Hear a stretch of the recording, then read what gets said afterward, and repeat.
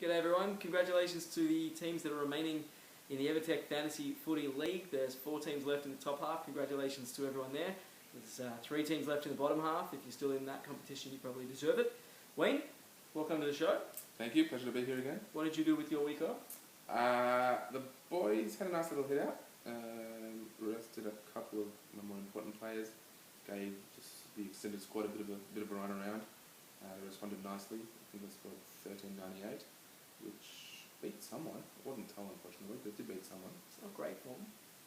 With 11 of my best 18 out, I'll take it any day of the week. I wouldn't be flirting with my form like that if I were you, Wayne. But then again, you have been there before, so I'm not in any position to tell you how it goes. But, you know, of the 4 left in the top competition, 2 have won it and 2 have not. So I'm sure Ron and myself will be having this to say. Out with the old, in with the nucleus. So with that in mind, let's get stuck straight into this. And we've got the top of the table clash 1v2 this week with Ron taking on your good self. Now, you've had a look at Ron's team. Tell us a little bit about that.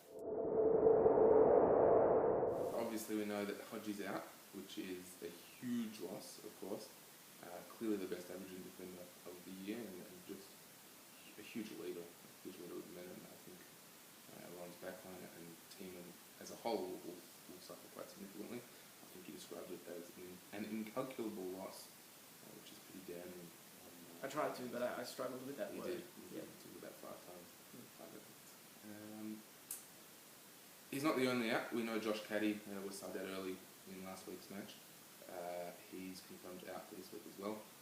Obviously, he's not as significant as Hodge, but a significant player in the midfield who can explode from time to time and you know, pulling the big score. So I'm glad he's out, and he'll probably be replaced by either Dom Sheed or Jack Martin, possibly even Matty Stokes if one goes with a bit of experience in his name back in. But obviously, Caddy's the better of that quartet. So I'm glad he's in the run. You've got to probably be careful with Steph Martin. I know Hawthorn tends to concede big scores to quality Dream Team players. Do you reckon Ben McAvoy and maybe even if David Hale comes back, he's probably not the best, most likely player to stop someone like Steph Martin? I might have to go and kneecap Steph Martin, because if there's someone that can sort of cover for the loss of Hodgie, Steph Martin is exactly that. He's obviously been in great form all year. Clearly the second best ruckman in the league, and certainly in terms of dream team perspective. He's averaging 137 over the past month, which is pretty phenomenal. What other perspective is that, though? When you say second best ruckman in a dream team perspective, of course you're talking about him. There's no other way that you're talking about these players. As a footballer as well. Concerned about Gunston taking on Brisbane? Yes, of course. He, Thought he might be. what did he score against Carlton about a month back? About 160. Wouldn't put him past him again. Well, I've had a look at your team. Obviously, it would be better if Gary Ablett was in it, but it's still pretty damn good even without that. Hasn't been there all year. Yeah, well, yeah, and look where you've come. Concerns for Sam Mays and Louis Taylor going down to Tasmania and taking on Hawthorn. I think that they're liable to score anywhere, under 50, quite possibly. Angus Monfrey's also not in scintillating form, but I think as long as your best 18 gets selected this week and there's no late season restings or anything like that, I think you should be fine. I think the outs for Ron are just a little bit significant. I'm actually tipping you to knock Ron out. That'd be nice. Obviously, I'm not going to give a tip. All I will say is that Ron's been the standout team all year. Hodgie's missed a couple of games along the journey there as well, and he hasn't suffered too much for it, even though it's sort of significantly weakened on paper. He's obviously got an incredible team, and my boys will have to be well and truly at the top of the game to get through. I'm looking forward to it. Good luck to both of you. So the other prelim now, and it's my good self against some clown. You've had a look at my team. Tell us what you think of that. To go all the way in this sort of competition, you need your best players out on the park. You have to have a good run with injuries. I note with interest that 3 of the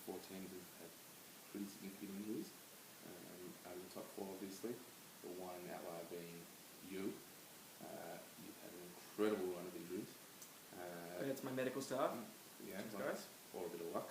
I think it was 2 of your top 22 players are out, as opposed to sort of 5 or 6 of the other 4 teams. Other 3 teams. So you're not including Jeremy McGovern in that, who is clearly one of my 22 most important players. So I don't know where you're putting this best 22. Okay, so if I can see that to you, that's 3. That's significantly less than every other team.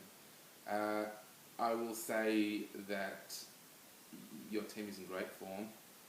You have obviously a very minimal injury list.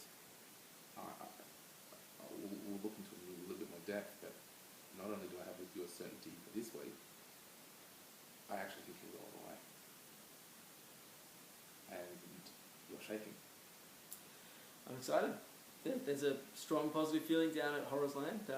You're tipping me for this week. I'm pretty happy with that. I think that there's just a couple of liabilities in Eugene's team that just concern me from his end. I think, both Sinclairs, Hall and Smith, Adcock, Hill, Tui, there's just a lot of potential for just an off week in there. And obviously, I've got, my Dane Rampies and my Nick Malcheskis, but I just think that there are a few too many liabilities that he's carrying.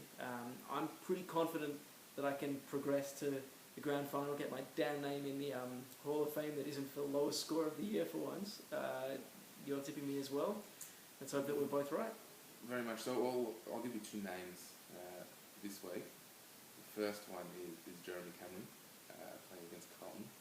He could kick, what's Fred Fanning's record? 18. Yeah, could give that a nudge. The other one is Chad Wingard against the Gold Coast. Obviously, Chad's in unbelievable form. I think he's actually the informed player in the competition statistically at the moment. Could get up there. Good luck, Eugene.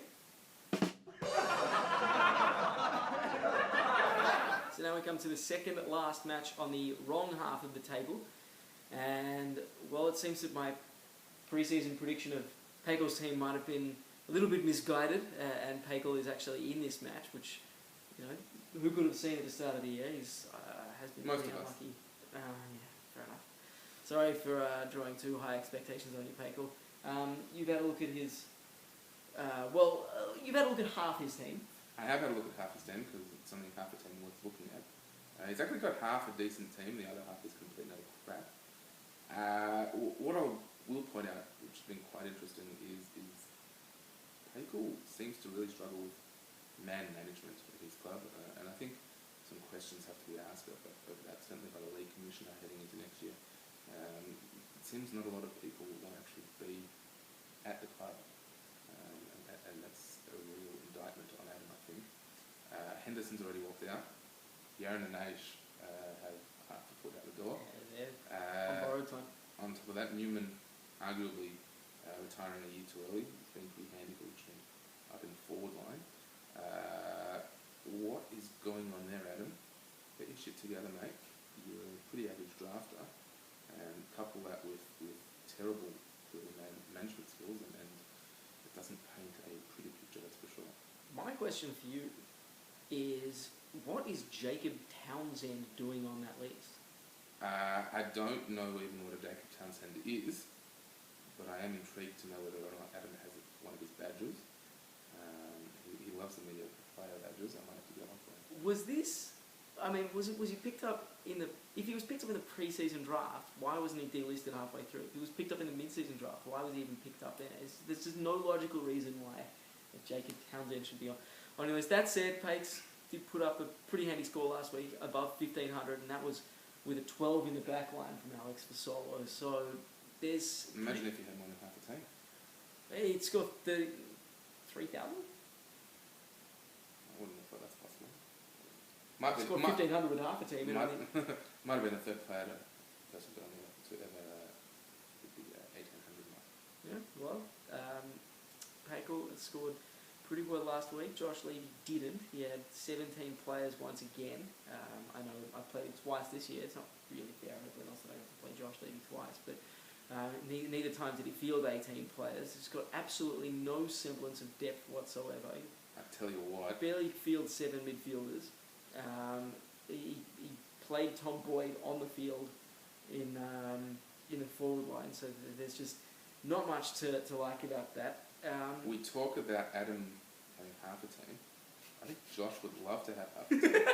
Because he, I don't know what went wrong there, but something went horribly wrong, and that he's in the wrong end of the table at this point of the year. There was a lot of laughter Is correct. around the draft table when Josh was going about his business at the start of the year, and I think that it wasn't totally unforeseeable that he'd be in this position, and I firmly believe that he will be challenging for the bog roll next week and picking Pakel.